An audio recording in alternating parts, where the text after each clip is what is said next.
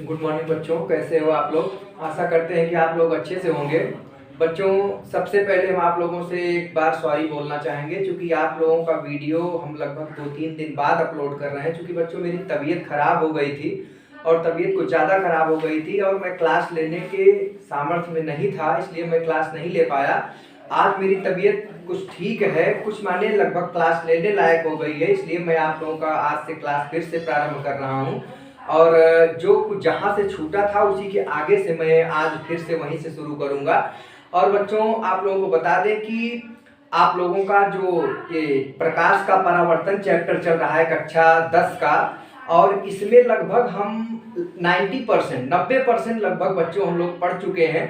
और आज इसका ये अंतिम पार्ट है बच्चों, और इस पार्ट में हम लोग दर्पण सूत्र के बारे में पढ़ेंगे, जो कि इसके पहले वाले पार्ट में हम लोगों ने पढ़ा था। उसको आज हम लोग निगमन करेंगे, अर्थात उसका हम लोग उत्पन्न करेंगे, किस प्रकार से दर्पण सूत्र को हम पैदा करते हैं, उत्पत्ति कैसी होती है, उसके बारे में हम लोग मिलकर यहाँ पर पढ़ेंगे बच्चों।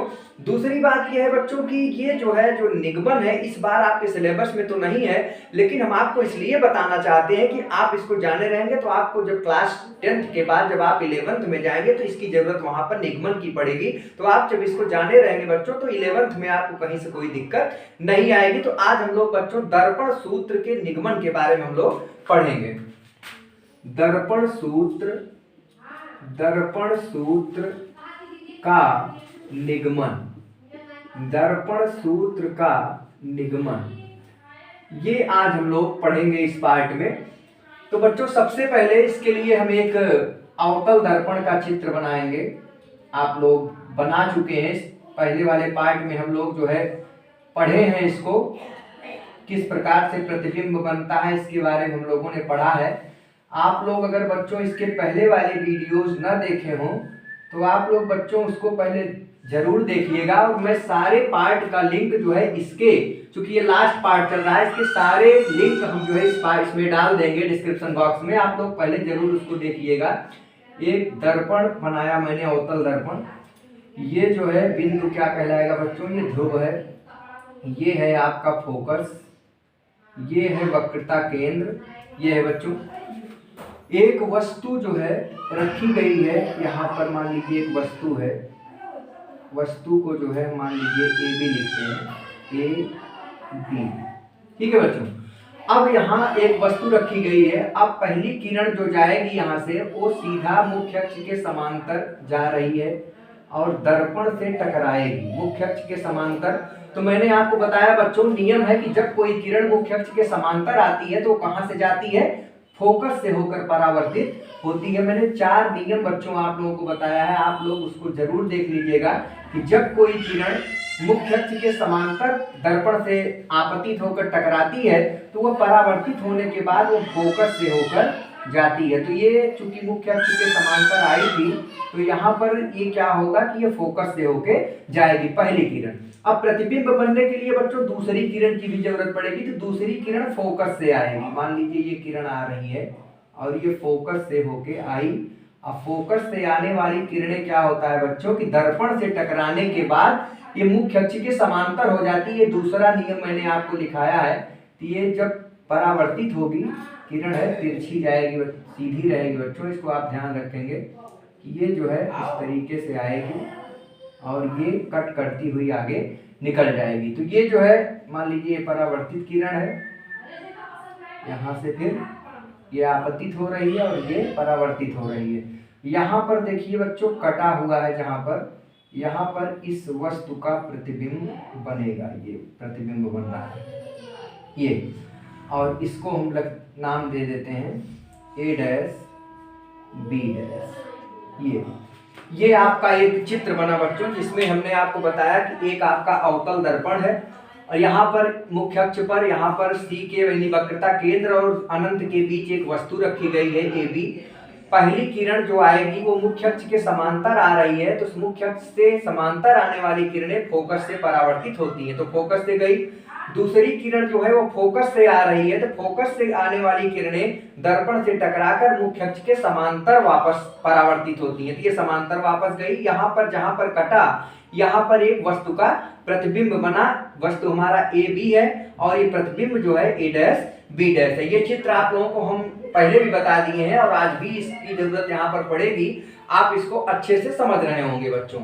यहाँ पर अब हम लोगों को बच्चों क्या करना है कि अपने दर्पण सूत्र को हम लोगों को निगमित करना है। तो सबसे पहले हमें तो ये जानना है बच्चों कि हमें यहाँ पर दो त्रिभुज लेना है और वो भी ऐसा त्रिभुज ले जिसमें ये वाला हिस्सा अर्थात ये यहाँ से लेके यहाँ तक हमें हो, चुकी दर्पण सूत्र आप लोग जानते हैं कि दर्पण सूत्र क्या होता है कि 1/v प्लस 1/u बराबर 1/f।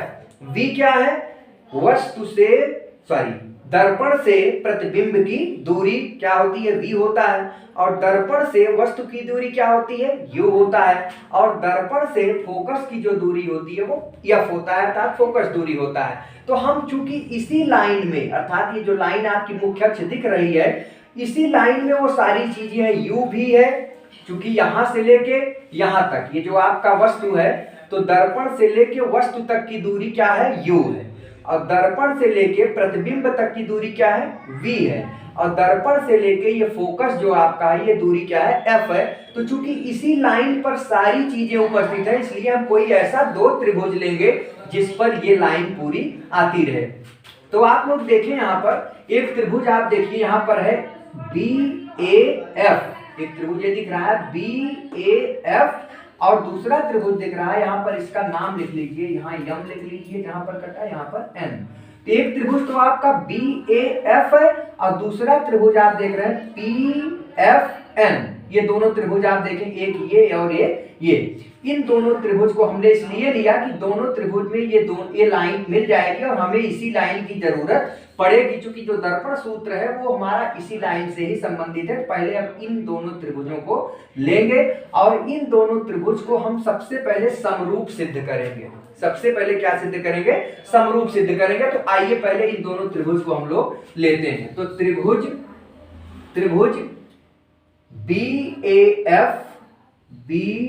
BAF तथा त्रिभुज P या ऐसे ले ले NPF में ये दो त्रिभुज हमने लिया, एक ये वाला और एक ये वाला। इसमें देखिए समरूप सिद्ध करने का मतलब होता है बच्चों को अगर किसी दो त्रिभुज के दो कोण अगर बराबर कर लें अलग अलग, एक त्रिभुज का दो कोण दूसरे त्रिभुज के दो कोण के अगर बराबर हो गया तो वो त्रिभुज समरूप मान लिया जाता है। तो हम इन दोनों त्रिभुज को लिए हैं तो इनके हम कोई दो कोण आपस में बराबर सिद्ध करेंगे। तो जब दो कोण आपस में बराबर हो जाएगा तो ये दोनों त्रिभुज क्या माना जाएगा, समरूप माना जाएगा। तो हमने दो त्रिभुज जो लिया है, एक तो त्रिभुज लिया BAF ये वाला त्रिभुज और दूसरा त्रिभुज लिया NPF ये वाला त्रिभुज हमने दोनों को लिया है। इसको हम समरूप सिद्ध करने की कोशिश करेंगे। तो बच्चों देखो यहाँ पर ये जो कोण है ये वाला और इस त्रिभुज का कोण ये और इस त्रिभुज का कोण ये दोनों आप देखिए एक सम्मुख कोण है। तो सम्मुख कोण आपस में बराबर होते हैं। आप लोग जानते हैं कक्षा 9 में आप लोगों ने पढ़ रखा है कि त्रिभुज के दो सम्मुख कोण क्या होते हैं, आपस में बराबर होते हैं। तो हम लिखेंगे कि कोण AFB, इस दोनों त्रिभुज में कोण AFB बराबर कोण क्या हो जाएगा बच्चों, NFP, कोण NFP। अब क्यों बराबर होगा, यहाँ पर लिख देंगे सम्मुख कोण, क्योंकि कारण भी लिखते चलेंगे ताकि कोई दिक्कत ना हो। सम्मुख कोण है इसलिए ये दोनों बराबर होगा। तो दो कोण तो बराबर हो गया। अब ध्यान दे बच्चों इन दोनों त्रिभुज में यहाँ पर देखो बच्चों 90 अंश का कोण बन रहा है, क्योंकि वस्तु है सीधी रखी गई है मुख्य अक्ष के, 90 अंश का कोण बन रहा है। और यहाँ पर बच्चों आप एक चीज ध्यान देंगे कि आप ये जो P ये जो आपका त्रिभुज है यहां से आप चाहें तो एक लंब भी डाल सकते हैं। ये सीधा अगर आपको स्पष्ट ना समझ में आ रहा हो तो एक लंब भी डाल सकते हैं, और लंब डालने के बाद ये त्रिभुज आपको स्पष्ट दिखाई दे रहा होगा कि ये एक समकोण त्रिभुज। क्योंकि लंब डालेंगे तो जाहिर सी बात है यहाँ पर 90 अंश का कोण बनेगा। लेकिन ये लंब हम इसलिए नहीं डाल रहे हैं क्योंकि इसमें बड़ा कंफ्यूजन होता है। क्योंकि ये जो लंब डालेंगे तो जहां पर यहाँ पर पॉइंट आएगा उसका भी कोई नाम हमें लिखना पड़ेगा, और वो पॉइंट जहां लिखा यहाँ पर वो लिख दिए तो O और P बहुत ही क्लोज है, बहुत ही निकट है। बहुत निकट होने के कारण हम कह सकते हैं कि O जो है P पर ही उपस्थित होगा। इसलिए ये झाला को खत्म करने के लिए हमने लंब नहीं डाला, हम ऐसे ही मान के चल रहे हैं कि ये एक समकोण त्रिभुज है, यहाँ पर लंब नहीं डाल रहे हैं। तो यहाँ पर कोण जो है आप देख रहे हैं कि कोण BAF बराबर कोण NPF बराबर 90 अंश। आप लोग एक एक बात को समझते चलेंगे कि दो त्रिभुज मैंने लिया, ये इसका एक कोण, ये सम्मुख कोण दोनों, इसका दोनों का सम्मुख कोण बराबर है, और ये कोण BAF बराबर कोण NPF, और दोनों कितना है 90 अंश है। तो दोनों त्रिभुज के दो कोण हमने बराबर सिद्ध कर लिया, तो हम कह सकते हैं कि अब ये दोनों त्रिभुज क्या है, समरूप है। इसलिए त्रिभुज BAF समरूप त्रिभुज, समरूप का ये निशान है, समरूप त्रिभुज NPF। अब हमने इन दोनों त्रिभुज को समरूप सिद्ध कर लिया। तो समरूप सिद्ध करने का मेरा जो मकसद था वो क्यों था, समरूप हमने क्यों सिद्ध किया?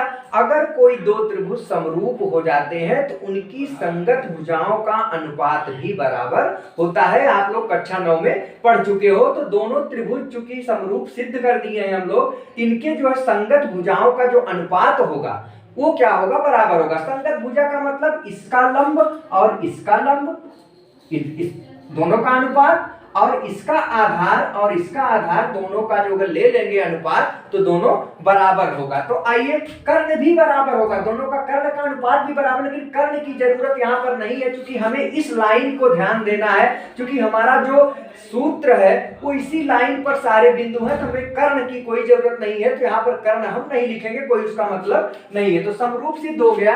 तो हम लिख सकते हैं कि AB, इसका लंब क्या है इस त्रिभुज का, AB बटे इसका लंब क्या है, PN या NP लिख सकते हैं, NP इसका लंब, यानी इस त्रिभुज का लंब, और इस त्रिभुज जिसको हमने समरूप सिद्ध किया है, तो AB बटे NP बराबर इसका आधार क्या है, AF बटे PF। कितनी बातें बच्चों आप लोगों को समझ में आ रही होंगी। तो दोनों त्रिभुज की समरूप था, इस त्रिभुज का लंब इस त्रिभुज के लंब के लंब का अनुपात, और इस त्रिभुज का आधार और इस त्रिभुज के आधार का अनुपात दोनों क्या होगा, बराबर होगा। हम चाहे तो कर्ण भी लिख सकते हैं कि क्या लिख सकते हैं, इसमें लिख सकते हैं हम BF/FN, ये भी बराबर होगा। लेकिन इसकी कोई जरूरत हमें पड़ेगी नहीं, इसलिए इसको हम नहीं लिख रहे हैं। तो इसको हम समीकरण नंबर 1 डाल देते हैं। ये समीकरण 1 हो गया। चलिए, एक समीकरण बच्चों आप लोगों को समझ में आया होगा। हमने दो त्रिभुज लिया, दोनों को समरूप सिद्ध किया, और इनकी संगत भुजाओं का अनुपात हमने बराबर करके समीकरण 1 बना लिया। अब बच्चों हम यहाँ पर दो त्रिभुज और लेंगे।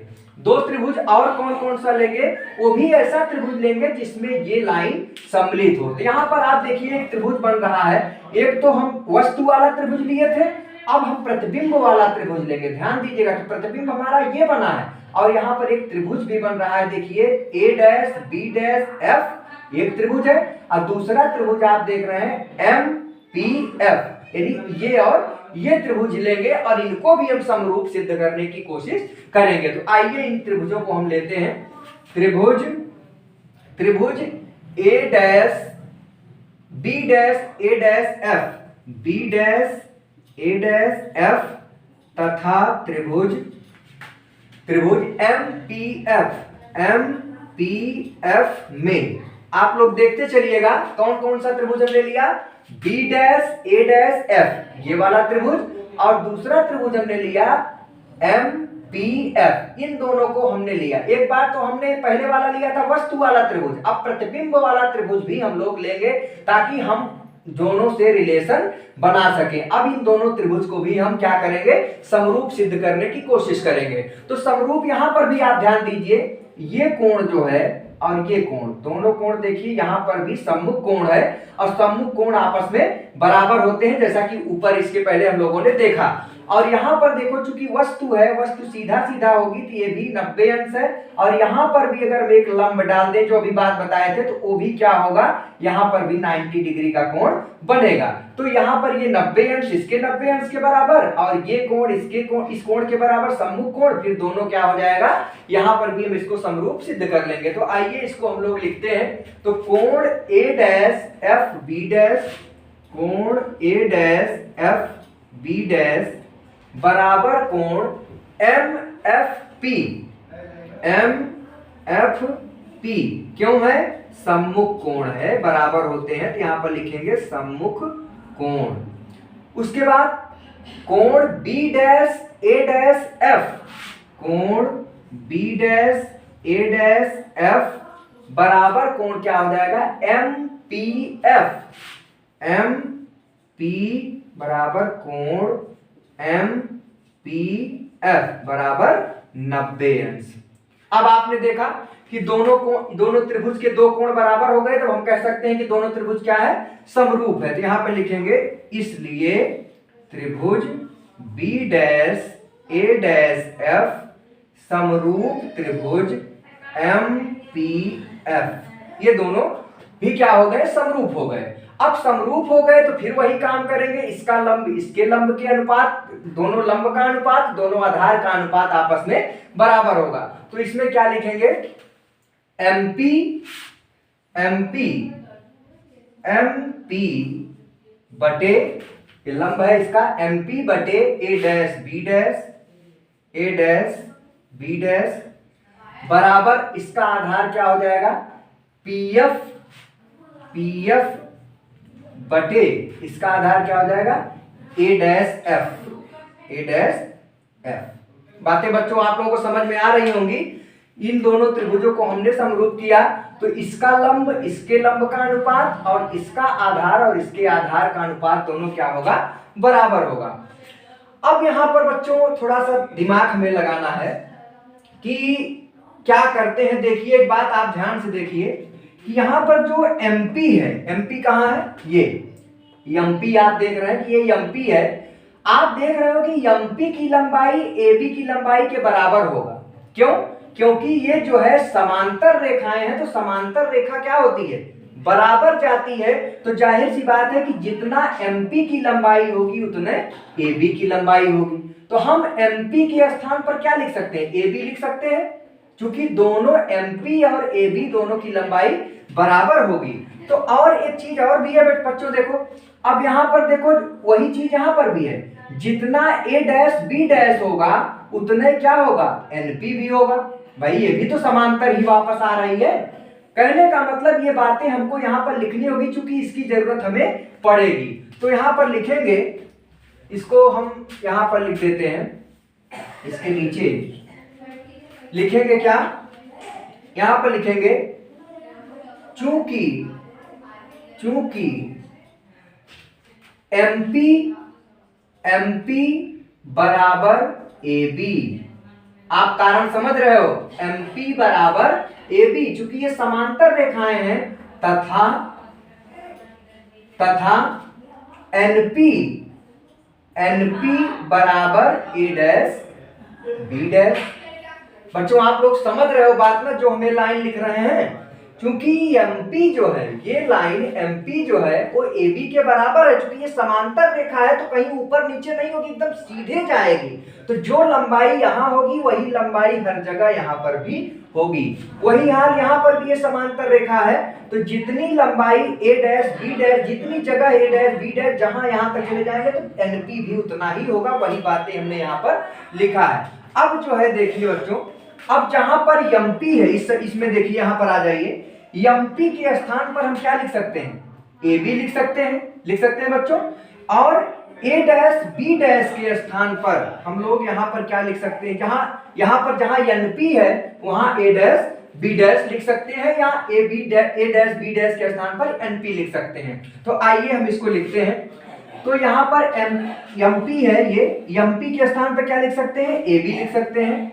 तो AB बटे, अब देखिए A डैश B डैश के स्थान पे क्या लिख सकते हैं, NP भी लिख सकते हैं, बटे NP बराबर इधर जो है उसको इसी के स्थान पे लिख रहे हैं। एमपी के स्थान पे हमने ए बी लिखा और ए डैश बी डैश के स्थान पर एनपी लिखा, और इस तरफ दाहिने पक्ष में क्या है, पीएफ बटे ए डैश एफ।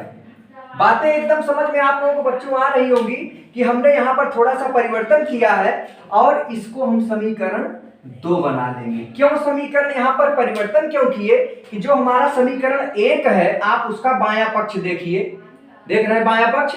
अब जो समीकरण 2 हमने बनाया इधर तिकड़मबाजी करके, उसके भी बाएं पक्ष इसका बायां पक्ष दोनों क्या है, बराबर हो गया। तो हमें फायदा मिल जाएगा कि समीकरण 1 और 2 में देखिए दोनों का बायां पक्ष बराबर है, तो जाहिर सी बात है कि इसका दाहिना पक्ष भी बराबर होगा, हमें थोड़ी मदद मिलेगी। तो समीकरण 1 और 2 से, समीकरण 1 और 2 से, तो चूंकि किसी एक समीकरण का दूसरे समीकरण का बायां पक्ष बराबर है तो दाहिना पक्ष भी बराबर होगा। तो क्या लिखेंगे, इसका दाहिना पक्ष क्या है, एफ बटे पीएफ बराबर इसका क्या है दाहिना पक्ष, पीएफ बटे ए डैश एफ। ये आपको एक रिजल्ट के रूप में यहां पर मिला।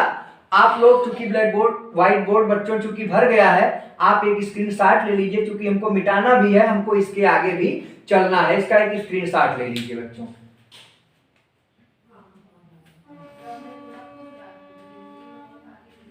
चलिए इसको मिटाते हैं। थोड़ा सा बड़ा जरूर है, लेकिन अगर आप स्टेप समझते चलेंगे अभी तो आपको सारी बातें समझ में आ जाएंगी। आइए यहां पर हम लोग गए। अब देखिए यहां पर क्या करते हैं हम लोग, समीकरण यहां पर हमें मिल गया, बात समझ में आ रही है। अब जब समीकरण हमें मिल गया तो यहां पर क्या करेंगे,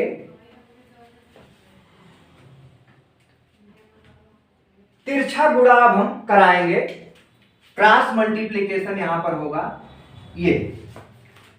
तो यहां पर इसको गुणा करेंगे तो लिखते हैं पी एफ का स्क्वायर, क्योंकि पीएफ और पीएफ का स्क्वायर हो जाएगा, बराबर ये हो जाएगा एएफ गुणे क्या हो जाएगा बच्चों, ए डैश एफ। कोई दिक्कत, आपको कोई दिक्कत नहीं हो रही है। चलिए अब यहां पर एक बात हम देखेंगे कि जैसे पीएफ जो है, आप यहां चित्र में देखिए पीएफ का मतलब हुआ कि ये फोकस दूरी है। तो पीएफ तो मान लीजिए यहां पर कुछ बातों को नोट कर लेते हैं कि कौन एफ है, कौन यू है, कौन सी दूरी वी है, इसको यहां पर हम लोग नोट कर लेते हैं। तो यहां पर मान लीजिए पीएफ जो है, ये पीएफ ये क्या है, फोकस दूरी है एफ। फोकस दूरी को क्या लिखते हैं, स्मॉल एफ, क्योंकि पीएफ जो है फोकस दूरी है, और ये चूंकि दर्पण से चूंकि बाईं ओर है इसलिए ये ऋणात्मक होगा। हमने आपको चिन्ह पर पाटी भी बताई है कि अगर दर्पण से बाईं ओर की जो दूरी होती है वो ऋणात्मक होती है। तो यहाँ पर पीएफ जो होगा, जो फोकस दूरी है, वो क्या होगा, ऋणात्मक होगा। मैंने इसको लिखा। अब यहाँ पर ए डैश, यहाँ पर देखिए, अब ये दूरी देखिए पी ए दूरी क्या है, पी से ए तक की दूरी क्या है, ये वस्तु की दूरी है यू।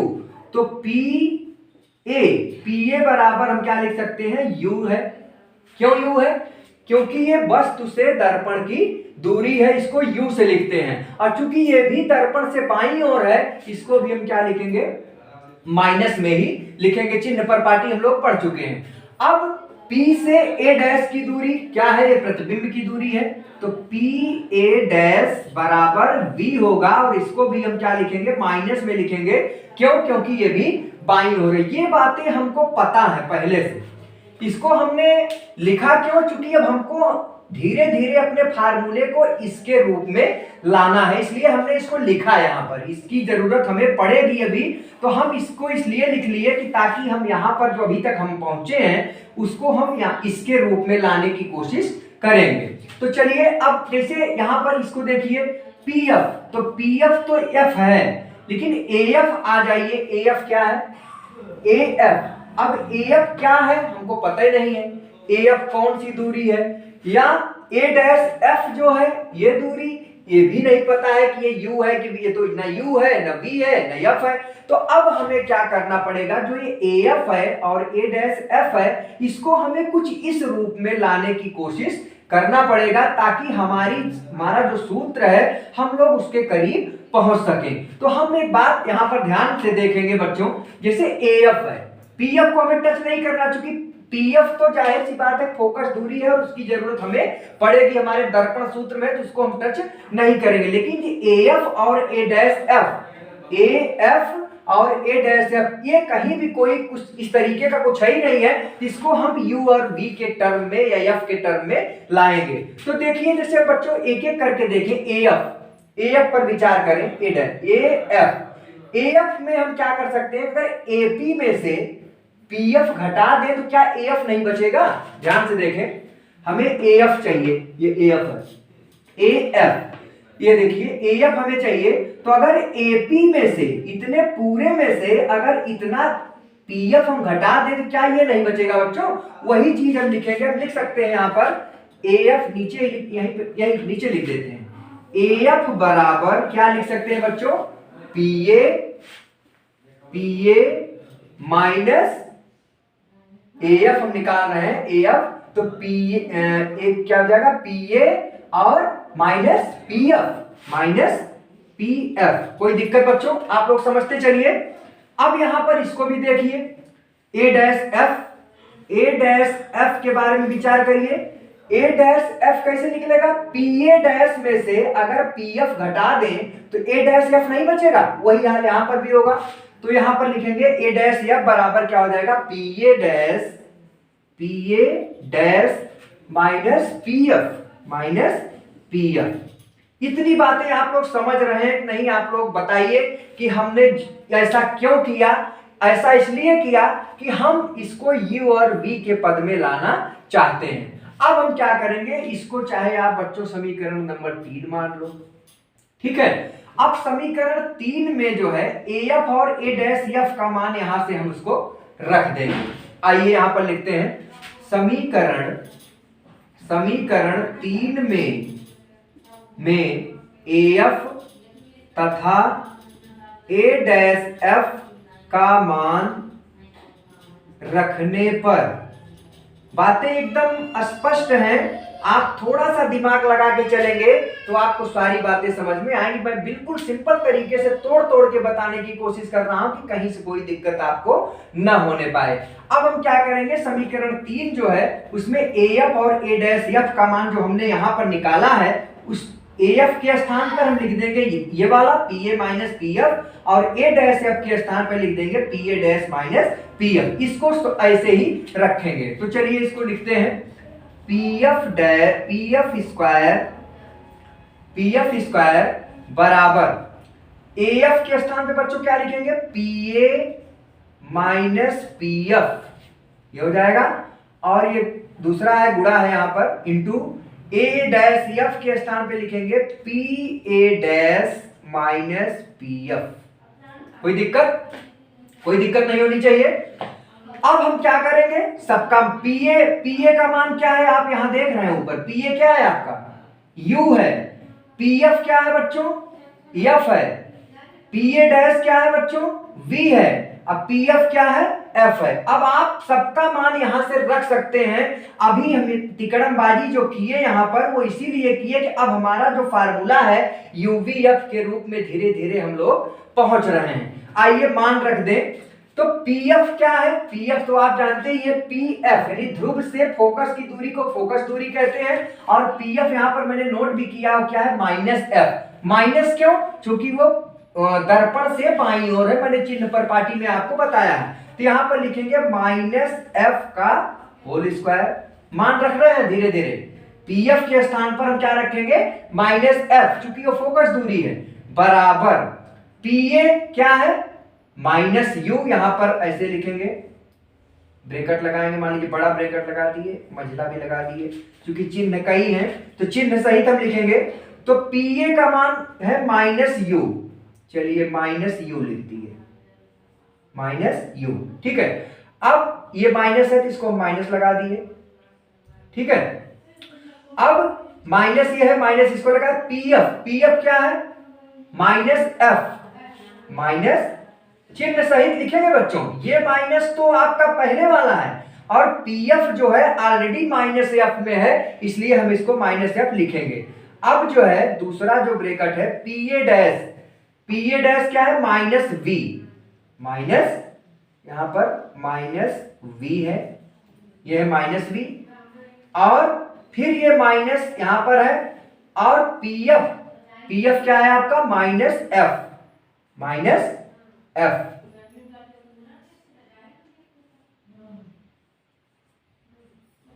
कोई दिक्कत आप लोग बताइएगा, कोई दिक्कत हो तो। इसके बाद हम लोग देखते हैं कि आप इसको हम मिटाते हैं यहां पर नीचे, इसके नीचे लिखने की कोशिश करते हैं। आइए चलिए, अब यहां पर देखो ये हो जाएगा माइनस एफ का होल स्क्वायर, ये है ही है, या इसको करते चलिए माइनस का स्क्वायर करोगे तो प्लस हो जाएगा, और एफ का स्क्वायर करोगे तो एफ स्क्वायर हो जाएगा, तो ये प्लस में आ जाएगा एफ स्क्वायर। बात समझ में आ रही है यहाँ पर। इसके बाद बराबर है, बराबर लगा दिए, फिर जो है यहाँ पर देखिए ये माइनस यू है, माइनस यू, और ये चूंकि माइनस है तो minus minus plus, plus F, ये प्लस एफ हो जाएगा, और ये जो है माइनस वी है, माइनस वी, और ये यहां पर देखो minus minus plus F, plus F, ये हो जाएगा। समझ में आ रहा है बच्चों। आइए अब क्या करेंगे, देखिए इसको, ये गुणा में था, यहां पर हमने यहां पर कुछ गलती की है, ये गुणा में है, ये चूंकि एक साथ है इसको गुणा भी तो हमें करना है, क्योंकि ये इतना अलग है, इतना अलग है, दोनों के बीच में क्या है ये देखो गुणा भी है, तो हमें इनको अलग अलग देखना है। तो माइनस यू था, माइनस यू लिख दिए, अब माइनस माइनस प्लस एफ, अब गुणे है तो गुणे तो रहेगा ही, यहाँ पर गुणा है, उसके बाद ये माइनस वी और माइनस माइनस प्लस एफ। बात समझ में आ रही है।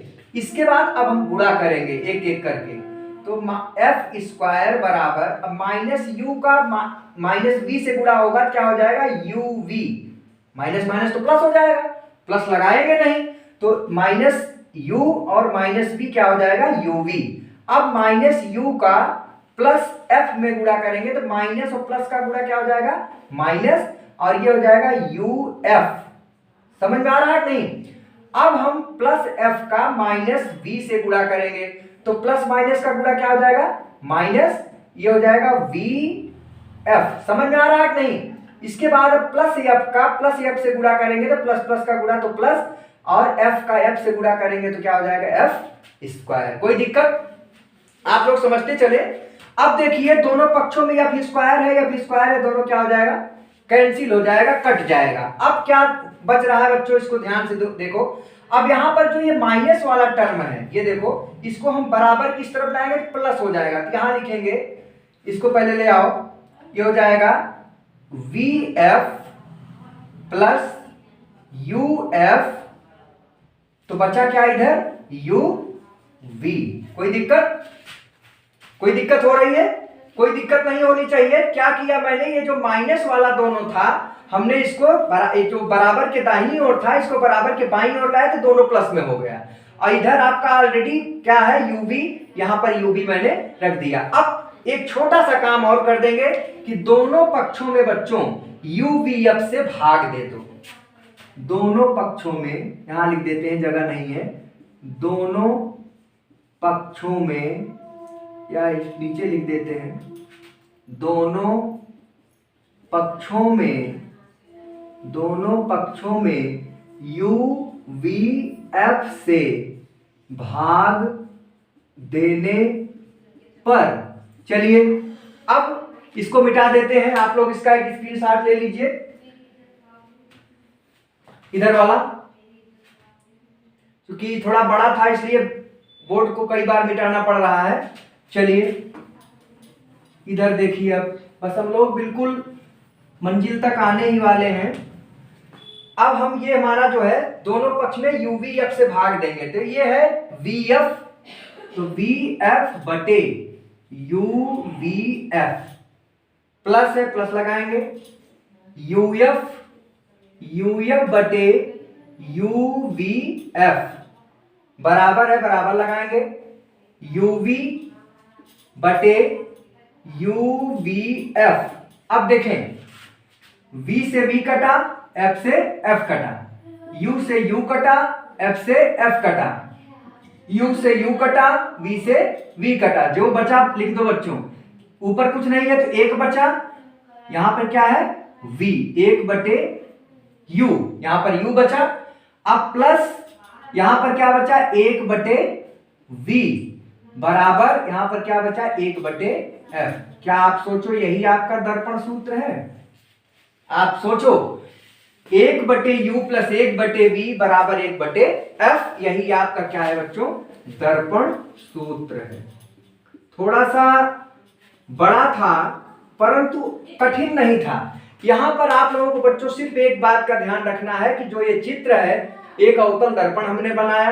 अवतल दर्पण पे मैंने एक वस्तु रखा जो कि अनंत और वक्रता केंद्र के बीच में है। पहला जो किरण गया वो मुख्य अक्ष के समांतर गया, मुख्य अक्ष से समांतर जाने वाली किरणें फोकस से जाती हैं, फिर दूसरी किरण फोकस से जाके टकरा के सीधा समांतर लौटती है। इस तरीके का मैंने जब डायग्राम बनाया, फिर मैंने दो त्रिभुज को अलग अलग लेके समरूप सिद्ध किया। समरूप सिद्ध करने के बाद मैंने संगत भुजाओं के अनुपात को बराबर किया। फिर हम लोग धीरे धीरे अपने सूत्र को ध्यान में रखते हुए हम लोगों ने अपने कार्य को आगे बढ़ाया।